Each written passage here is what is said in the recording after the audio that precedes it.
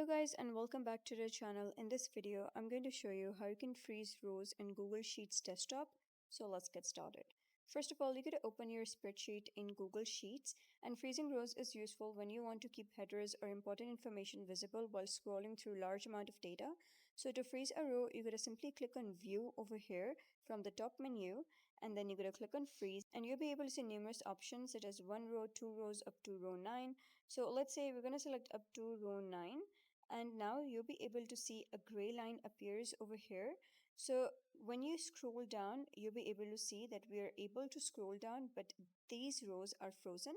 So when you wish to unfreeze them, you can simply go to view again and go to freeze, and then you can simply click on no rows, and now you can see that the rows have been unfrozen.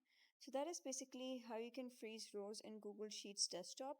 So if you found this guide helpful, please consider subscribing and leaving a like. It really helps me out, and I'll see you next time.